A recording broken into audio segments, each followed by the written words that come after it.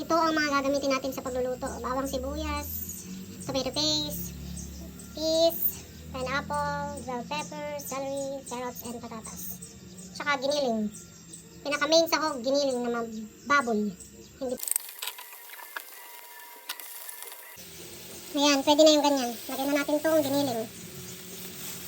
Dapat mayroong konting taba, may laman din.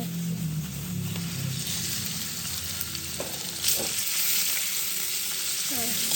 Pangkutsa din natin, kasi hintayin din natin siya na maluto ng maayos at mag-brown. Buksan, lagyan na natin ng paminta at saka asin para may lasa na. Kung meron kayong onion and garlic powder, maganda rin lagyan. Masarap din. Yung asin na.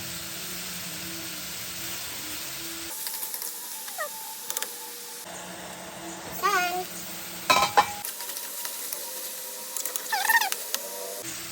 Lagyan natin ng toyo. Isang kutsara. Ang pakulay lang. Brown konti. Mix. Mix natin.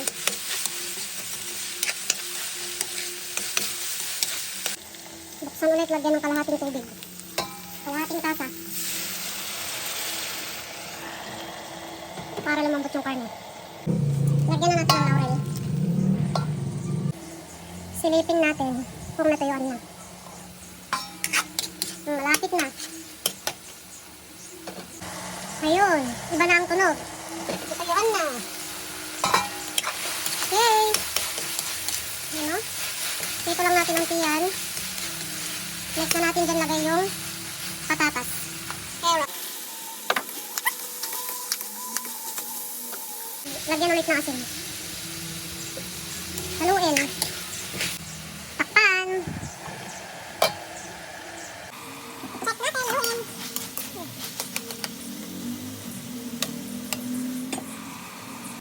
Let's see. Sunod na. Okay, yan.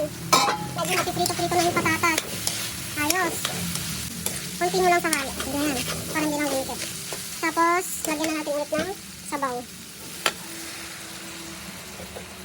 Pag medyo natuyuan na to, lalagyan na natin ng mga tomato paste.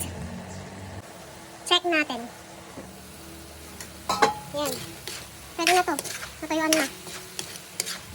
Itong tomato paste. Pwede nyo dagdagan kung gusto nyo pa. Nagdagdag pa ako.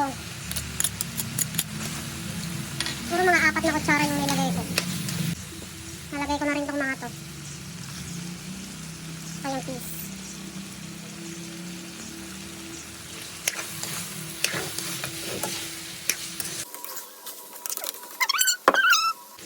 Lagyan ulit ng tubig. Kunti lang. Tinikman ko, matabang. Nalagyan ko ulit ng asin. Pwede na yan, kumulo na. Okay. Mix natin. Konting sabaw ulit. Hala, bakit parang ang sarap naman? Okay, pwede na yan.